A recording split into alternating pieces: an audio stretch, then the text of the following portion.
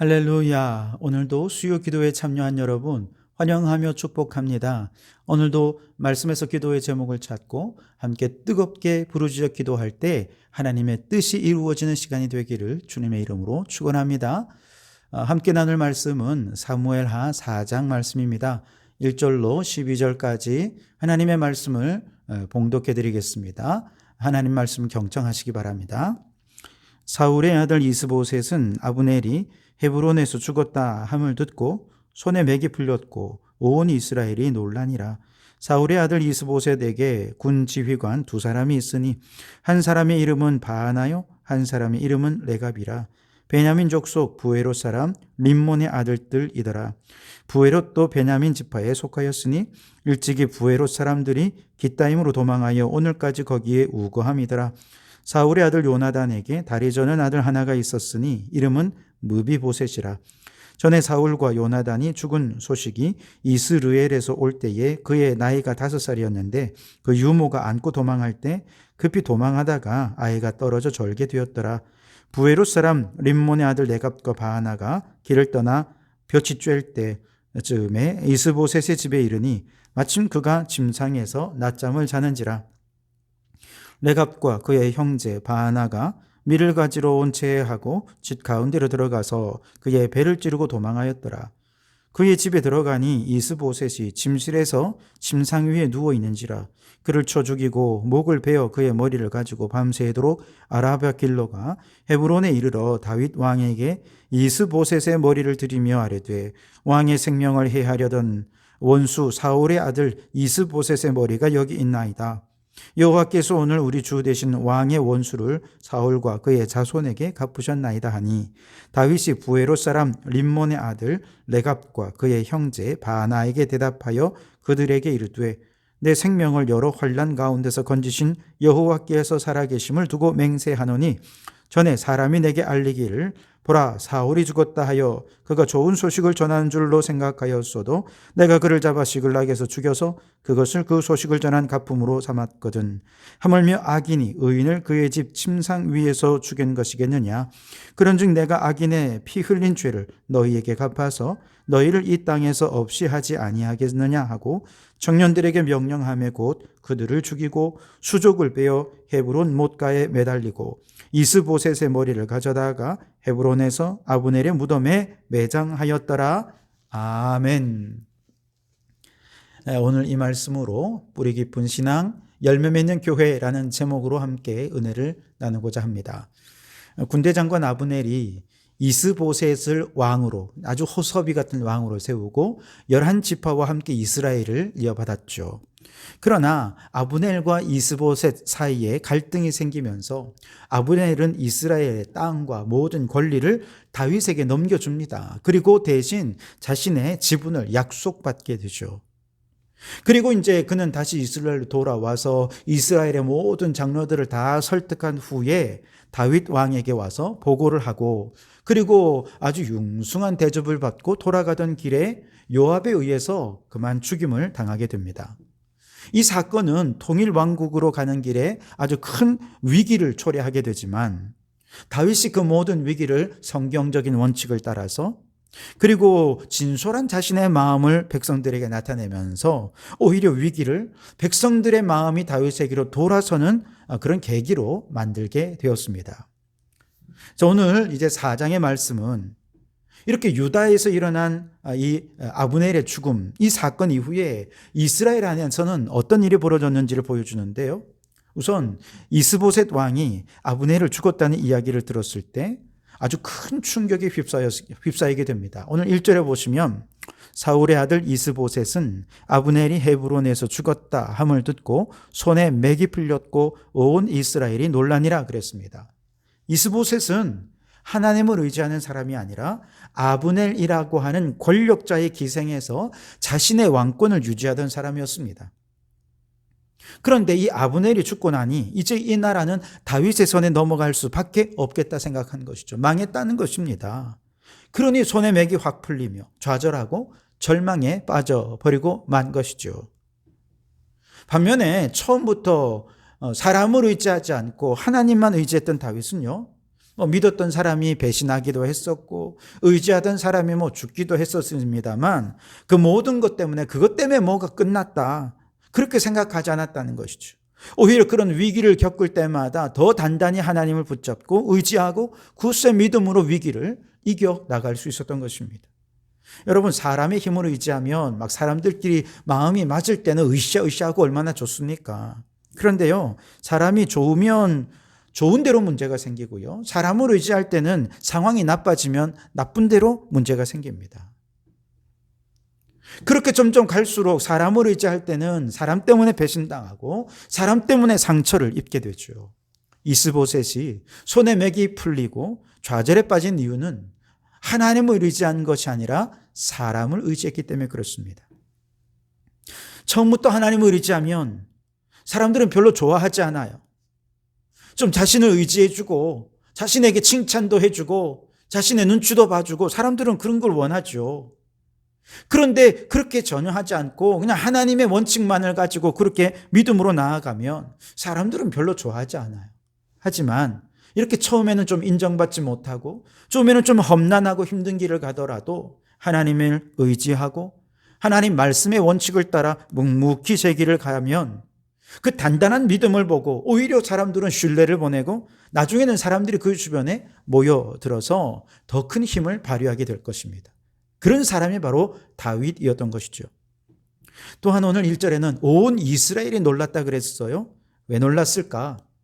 그건 하나님의 심판이 이루어지고 있다고 생각했기 때문이에요. 다윗이 하나님의 기름 부음 받은 왕인 줄 그들도 다 알았다고 말씀드렸죠. 하지만 그들은 다윗의 보복이 두려워서 그 중에 어떤 사람들은 기득권을 지키기 위해서 사울의 집 혈통을 따르는 이스보셋을 왕으로 세웠죠. 그래서 그 후에도 계속해서 하나님이 혹시 심판하시면 어떻게 하나 두려움이 있었어요. 그러던 와중에 아브넬이 이제 통일하자 그러니 아이고 잘됐다 했는데 그만 아브넬이 죽은 거잖아요. 이걸 보면서 사람들은 어이쿠 하나님의 심판이 드디어 현실화되었구나. 놀라지 않을 수 없었던 것이죠. 자신들도 심판의 대상이 될 수 있다라고 생각하며 놀랐던 것입니다. 그래서 여러분, 우리가 사업을 하든 공부를 하든 무엇을 하든 사람을 의지해서는 안 됩니다. 사람은 믿을 존재가 못 됩니다. 다만 사람을 이해하고 품어주고 사랑할 대상으로 여기며 협력은 해야죠. 이렇게 되면 하나님만 의지하고 사람을 의지하지 않으면 사람 때문에 상처 입을 일은 없어요. 하나님만 의지하고 말씀의 원칙을 따라 하나님이 기뻐하시는 일들을 원칙대로 행하는 그런 성도들은요, 하나님께서 끝까지 그와 함께 하십니다. 주변의 사람들이요, 처음에는 아이고 너무 유난하다 비난할 수도 있고요, 저 사람은 너무 현실을 몰라, 좀 사람들 있게 좀 잘 다루고 말이지, 그렇게 해야지, 너무 원칙주의자야, 너무 이상주의자야, 그러면서 하나둘 떠나갈지도 모릅니다. 그럼에도 불구하고 하나님을 의지하며 성경적인 원칙을 끝까지 지켜나가면 그의 믿음은 더 단단해지고 사람들은 결국 그의 주변에 모여들며 하나님의 약속하신 복을 누리게 해 주실 줄 믿습니다. 다윗은 오랫동안 사울 왕에게 쫓기고 사울이 죽은 후에도 7년 동안이나 반대하는 사람들 때문에 왕이 되지 못했죠. 그러나 그 오랜 기다림의 시간 동안 다윗은 오히려 더 단단해졌습니다. 위대한 왕으로 세워질 수 있었던 것이죠. 다윗이 그 오랜 세월 동안 배운 가장 중요한 한 가지가 있다면 사람을 의지하는 것이 아니라 하나님을 의지하는 것이었습니다. 하나님을 의지하면 하나님의 뜻이 반드시 이루어진다는 것입니다. 다윗은 그 과정에서 때로 조급한 마음도 품어봤어요. 인간적인 실수도 많이 했습니다. 그러나 그 모든 실수를 통해서도 하나님을 의지하는 법을 더 굳게 배우고 실천했더니 하나님께서 결국 그에게 큰 복을 내려주신다라는 것이죠. 그러니 여러분, 우리 사람을 의지하지 말고 하나님을 의지하는 성도들이 되시기 바랍니다. 지금 당장 사람들이 이해해 주지 않는다 하더라도 혹은 하나님을 의지하는 원칙을 따르다 보니 세상 사람들이 볼 때 실패한 상태인 것 같고 넘어진 상황인 것 같고 패배자 같은 상황이어서 그래 예수 믿고 네가 뭐 그렇게 잘 됐냐라고 이야기한다 하더라도 여러분, 그 말에 귀 기울이지 마세요. 너무 성급해하지 말고 사람의 잔꾀를 따르지 말고 하나님의 때를 기다리며 묵묵히 변함없이 말씀의 원칙과 진리를 따라 행하시기 바랍니다. 그러면 틀림없이 그 오랜 기다림의 끝에 하나님께서 사람들의 마음을 돌이켜 그에게 보내어주시고 상황들을 만들어 다윗의 하나님의 뜻을 이루는 자가 되었던 것처럼 우리도 하나님의 뜻을 이루는 자가 되게 해주실 줄 믿습니다. 우리 성도교회도 사람을 의지하는 교회가 아니라 하나님만 의지하는 교회가 되기를 바랍니다. 온 성도들이 날마다 성경을 묵상하고 성경의 원칙과 진리에 순종하면서 주님의 뜻대로 부흥 성장하는 교회가 될 수 있기를 주님의 이름으로 축원합니다. 자, 하나님께서는요, 사실 이스보셋 왕에게 꽤 긴 시간 기회를 주셨습니다. 얼마든지 회개할 수 있는 기회가 있었습니다. 그러나 사울 집안의 사람들이 얼마나 교만했는가 하면요, 지금 아브넬이 죽고 자신의 세력들이 무너져가는 상황에서도요, 아무도 대책을 세우지를 않습니다. 이스보셋은요, 아브넬이 죽었는데도 마치 모든 것을 놓아버린 사람처럼 태평하게 낮잠을 자고 있었습니다. 자, 5절과 6절에 보시면 부에롯 사람 림몬의 아들 레갑과 바하나가 길을 떠나 볕이 쬐을 때쯤에 이스보셋의 집에 이르니 마침 그가 침상에서 낮잠을 자는지라 레갑과 그의 형제 바하나가 밀을 가지러 온 채 하고 집 가운데로 들어가서 그의 배를 찌르고 도망하였더라 그랬습니다. 레갑과 바하나는 이스보셋이 믿고 신뢰하던 군 지휘관이었습니다. 그런데 이들도 아브넬처럼 아주 기회주의자들이었어요. 아브넬이 죽고 이스라엘 백성들이 놀라며 두려워하는 모습을 보고 야, 이제 나라가 다윗에게로 기울었구나 눈치를 챈 이 두 사람이 기회를 틈타 다윗에게 아부할 요량으로 이스보셋을 죽이고 그 머리를 다윗에게로 가져간 것이죠. 8절에 보시면 헤브론에 이르러 다윗 왕에게 이스보셋의 머리를 드리며 아뢰되 왕의 생명을 해하려 하던 원수 사울의 아들 이스보셋의 머리가 여기 있나이다. 여호와께서 오늘 우리 주 되신 왕의 원수를 사울과 그의 자손에게 갚으셨나이다 하니 그랬어요. 이들이 처음부터 이스보셋을 죽이려 했던 건 아니었어요. 그들은 군식량의 밀을 가지러 가는 채 하고 왕의 초소에 들어가 봤는데 이 나라가 이렇게 풍전등화에 놓인 상황에도 왕이 천하태평으로 낮잠을 자고 있는 거 아니겠습니까? 그러니 얼마나 답답하고 화가 나고 이런 왕을 내가 믿고 따를 수 있겠느냐. 지금 왕이 신하들을 불러서 대책회의를 세우고 백성들을 안심시키기 위해 노력해도 모자랄 판에 왕이 이렇게 자포자기한 심정으로 잠을 자고 있으니 이 모습을 본 레갑과 바하나는 더욱 왕에 대한 일말의 신뢰조차 무너져 버렸고 그래서 왕을 칼로 찔렀어요. 근데 아마 그때 왕이 소리 지르면서 저항했던 모양이에요. 급히 찌르고 도망을 갔어요.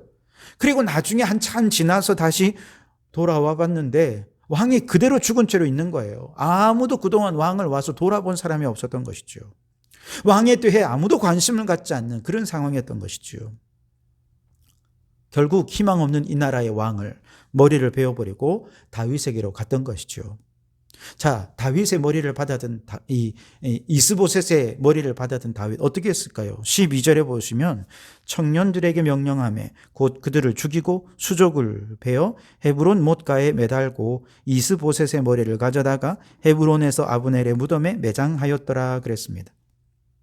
오히려 이스보셋의 머리를 가지고 온 레갑과 바하나를 죽이고 그 수족을 잘라 헤브론 못가에 매달았어. 아마 나라가 통일되는 과정에서 이같이 배신하는 사람은 용서하지 않겠다 본보기를 보여주려 한 것이었겠죠. 그리고 그 이스보셋은 정성껏 매장해 주었다는 거죠.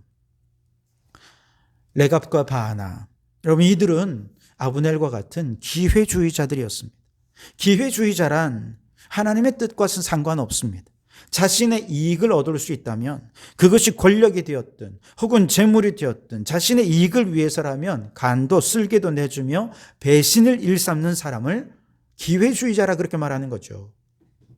우리나라도 이제 내년 4월이면 국회의원 선거를 앞두고 있는데요. 벌써부터 기회주의자들이 날뛰고 있습니다. 자신의 이익을 지키기 위해서라면 국민들이 어떤 생각을 가지고 있는지, 국민들이 뭐라고 생각하는지는 전혀 중요하지 않아요. 자신이 왜 국회의원이 되었는지 돌아보지 않습니다. 어떻게든 국회의원 한 번 더 해보겠다고 그냥 사람의 도리조차 저버리는 사람. 여러분, 그런 사람들은요, 자신의 유익을 위해서 국민들의 등골을 빼먹는 사람들이지, 국민들을 위해 자신을 희생할 사람들은 결코 아닐 겁니다. 그러니 누가 기회주의자인지, 혹은 누가 정말 나라를 위하고 국민들을 위해 섬길 사람인지 잘 분별해서 우리 나라를 위한 좋은 일꾼을 뽑을 수 있기를 위해 기도하며 준비하시기 바랍니다. 그러나 여러분, 그렇게 잘 분별해서 일꾼을 뽑았다 한들 그 사람이 이 나라를 대단하게 바꾸어 놓을 수 있겠습니까? 그런 기대는 하지 마십시오. 사람은 의지할 게 못 됩니다. 오직 하나님만 의지할 뿐이시죠. 레갑과 바하나 같이 약삭빠른 인생을 살아온 기회주의자들을 가리켜 성경은 바람에 나는 겨와 같은 사람이다, 그렇게 표현을 합니다. 시편 1편 4절에 악인들은 그렇지 아니하며 오직 바람에 나는 겨와 같도다 그랬습니다. 시편 1편은 복 있는 사람은 그렇게 시작하며 복 있는 사람에 관한 말씀이지요. 복 있는 사람은 어떤 사람입니까? 어떤 상황 속에서도 하나님의 말씀을 주야로 묵상하며 말씀 중심으로 다 중심을 잡고 살아가는 사람. 그랬더니 모든 상황이 정리되고 하나님께서 복을 주시는 사람이 되더라는 것이죠. 악인은 어떻습니까? 상황에 따라 바람에 나는 겨와 같이 이리저리 왔다 갔다 인간적인 계산과 판단을 따라 자신의 이익을 위해 약삭빠르게 왔다 갔다 바람에 불려 다니는 겨와 같이 살다가 주신 복도 걷어차버리는 사람들이 되고 말더라는 것이지요.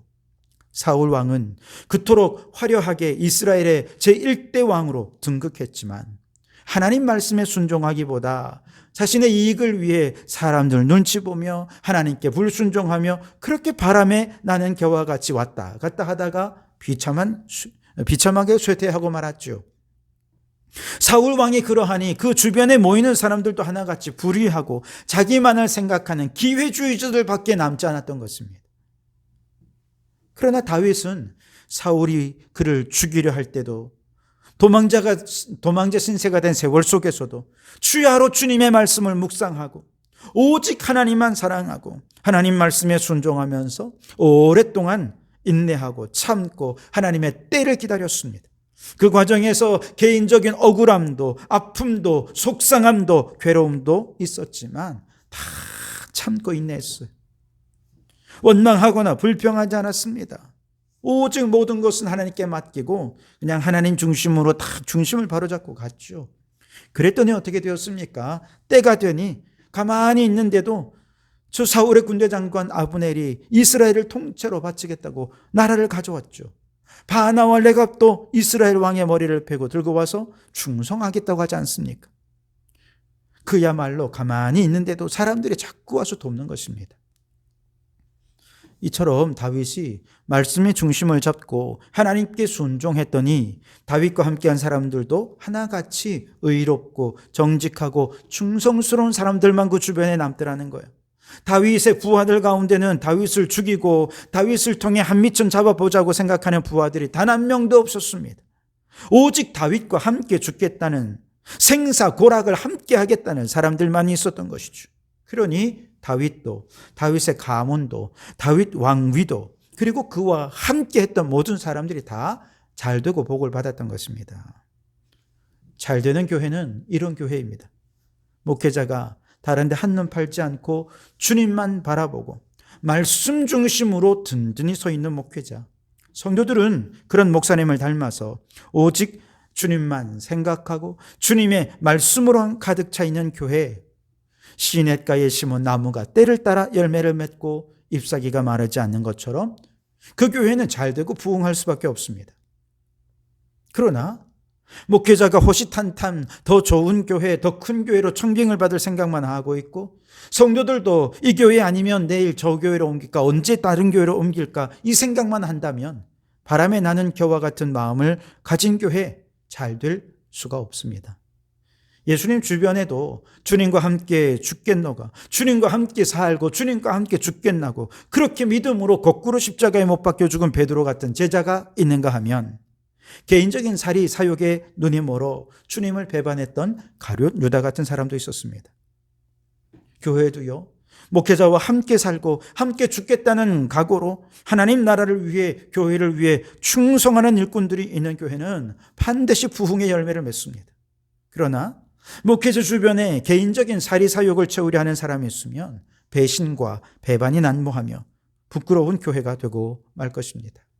그러니 여러분, 자신의 이익을 따라 약삭빠르게 이 교회 저 교회 왔다 갔다 하는 기회주의적 신앙이 아니라 성덕교회에 진득하게 뿌리를 내리고 목회자와 함께 이 교회에서 부흥의 열매를 보겠노라 결단하며 충성하는 성도들이 되시기 바랍니다.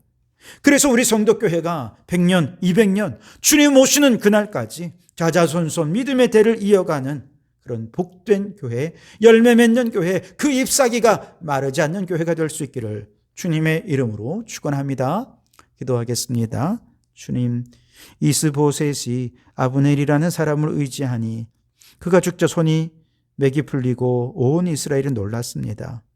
우리도 사람을 의지하지 않고 하나님만 의지하는 신앙으로 살게 하옵소서.